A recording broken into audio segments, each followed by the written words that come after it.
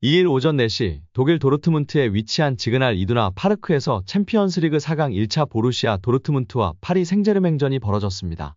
경기 결과는 1대0 도르트문트의 승리였습니다. 도르트문트는 전반 36분 니클라스 필크루크가 터뜨린 골을 끝까지 잘 지켜냈습니다. 반면 PSG는 2차전에서 승부를 뒤집을 준비를 해야 합니다. 경기 점유율은 전반적으로 PSG가 쥐었습니다. 하지만 도르트문트가 조금 더 영리하게 게임을 진행하는 것처럼 보였습니다. 경기 막판까지 두 팀이 날린 슛 횟수는 비슷했습니다. 개인의 드리블 역량은 도르트문트가 더 괜찮아 보였습니다. 후반 막바지 기준으로 도르트문트는 19차례나 드리블 돌파를 성공시켰으나 PSG는 11차례에 그쳤습니다. 루이스 엘리케 PSG 감독은 교체 카드를 아꼈습니다. 후반 20분 가르텔라 대신 양달폴로 무한리를 투입하긴 했지만 추가 교체 카드는 좀처럼 나오지 않았습니다. 부상 교체를 제외한 선수 교체를 결국 무한이라는 카드로 한 장만 사용했습니다. 현지 팬들은 하무스, 이강인이 지난 리그 경기에서 환상의 합작골을 보여줬음에도 투입시키지 않은 것에 대한 불만이 높은 상황입니다. 또한 지난 바르셀로나전 승리는 레드카드 때문이었다. 우리는 작은 클럽이야 등의 반응을 보이며 1차전에서 1대0 패배에 대한 불만족을 나타내고 있습니다. 오늘 엘리케 감독의 소극적인 변화는 2차전에서 반드시 결과로 증명해야 할 것입니다. 이강인을 비롯해 곤살로 하무스, 마르코 아센시오 등 공격 자원이 벤치에 있었지만 엘리케 감독은 꺼내들지 않았습니다. 이강인을 사용하지 않은 것에 대해선 수비적인 밸런스를 중요하게 생각한 듯한 느낌이었는데요. 이날 PSG는 중원의 비티냐를 중심으로 좌우에 루이스, 에메리가 배치됐습니다. 두 선수 모두 수비적인 기여도가 뛰어난 선수들인데요. 중원 싸움과 밸런스를 위해 선발을 선택했다 하더라도 좋은 모습이 아니었고 후반전에 지고 있을 때에는 선수 변화를 줬어야 하지 않았나 싶습니다. 특히 많은 팬들은 하무스가 아닌 무한이가 투입된 것에 이해가 되질 않는다는 반응입니다. 아무튼 이강인 선수는 2차전은 출전 가능성이 매우 높을 것으로 보이는데요. 우선 PSG가 1차전에 패하면서 2차전을 맞이하기 때문에 반드시 득점과 함께 승리가 필요한 상황이기 때문입니다.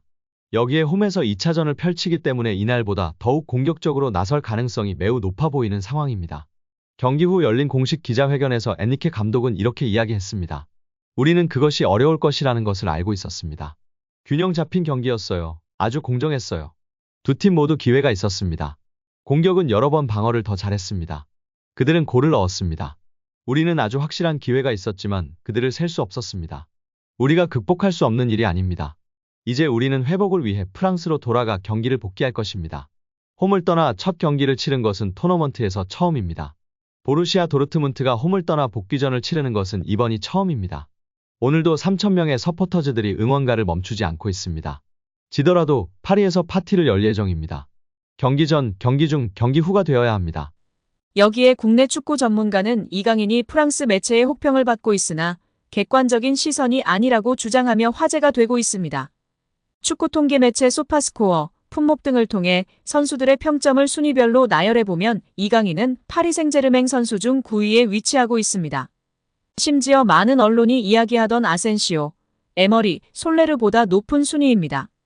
비슷한 평점으로 높게는 7위까지도 가능한 순위인 상황입니다.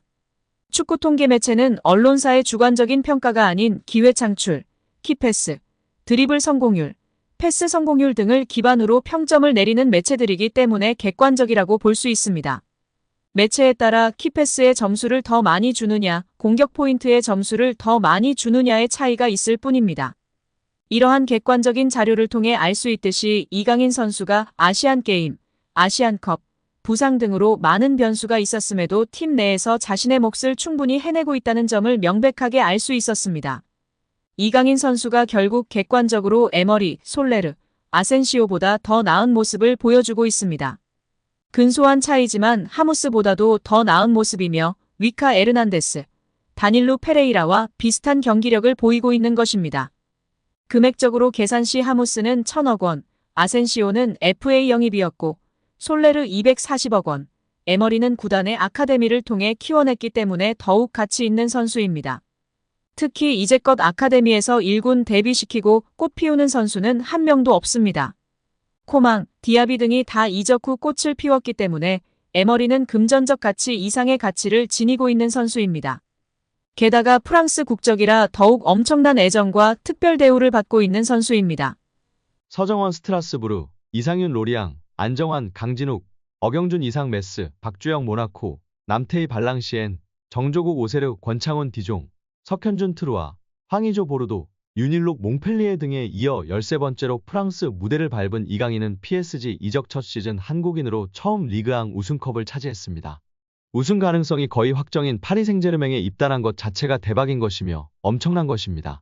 그래서 많은 팬들이나 전문가들이 처음에는 임대에 갈 수도 있을 것이라며 부정적인 의견을 내비쳤으나 파리 생제르맹은 젊은 선수들을 주축으로 리빌딩에 착수한 것이었으며 이강인 등 젊은 선수들이 중심이 되어 팀을 이끌어 나갔습니다. 엘리케 감독의 총애를 받으며 다양한 포지션을 소화했고 결국 3년 만에 챔스 4강 진출까지 이뤄냈습니다. 그 어느 때보다도 우승할 수 있는 가능성이 높은 상황입니다. 한국의 자랑을 넘어 차세대 월클로 나아가고 있는 이강인 선수인데요. 6세 때 온 국민의 관심과 사랑을 받으며 천재의 탄생을 알렸고 그는 만 17세 327일의 나이로 한국 선수 역대 최연소 1군 데뷔 기록을 세웠습니다. 그리고 U20 월드컵 최우수 선수로 세계의 이름을 알렸습니다. 이번에는 23세 한국 최연소로 유럽 5대 리그 우승을 경험하는 역사를 쓰고 있는 이강인 선수입니다. 이제 최연소로 비기업까지 든다면 정말로 전무후무한 선수가 될 수 있는 기로에 놓여 있습니다. 또한 이강인 선수가 초등학교 시절 인천 유나이티드 유소년 클럽 취미반에서 축구하던 시절 스승인 최진태 한국축구클리닉센터 감독은 이강인 선수와 약 3년간 함께하면 느낀 감정을 최 감독은 영광스러운 시간이었다고 추억했습니다.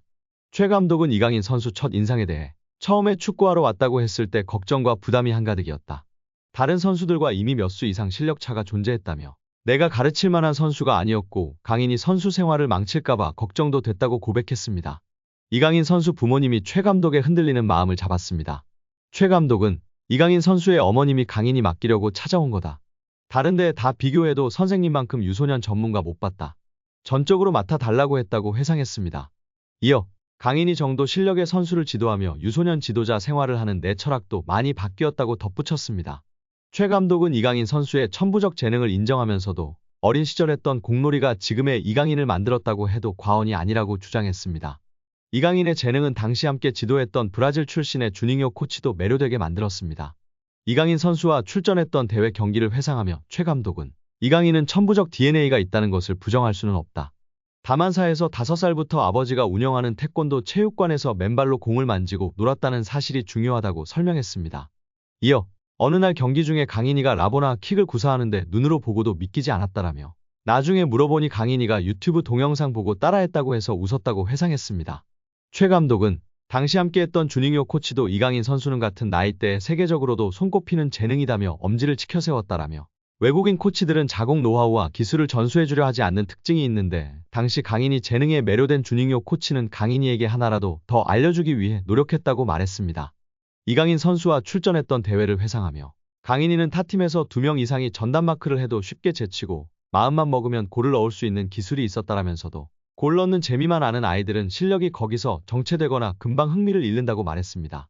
이어 강인이에게 강인아 너 혼자 해도 되는데 친구들도 있다는 것을 기억하자. 함께 나누는 축구를 하면 11명이 한 팀이 돼서 더 즐거운 축구할 수 있다. 강인이 혼자 몇 골 넣을 수 있다는 것을 아는데 친구들도 골 넣는 기분을 공유하면 좋지 않겠니라고 설득했다고 기억을 떠올렸습니다. 또 같은 목적으로 팀의 주축이었던 강인이에게 수비수 역할을 부여했고 심지어 프리킥 외에 슛 금지 같은 지시도 했다라며 당시 성적을 중시했다면 이런 지시는 있을 수 없었다고 말했습니다.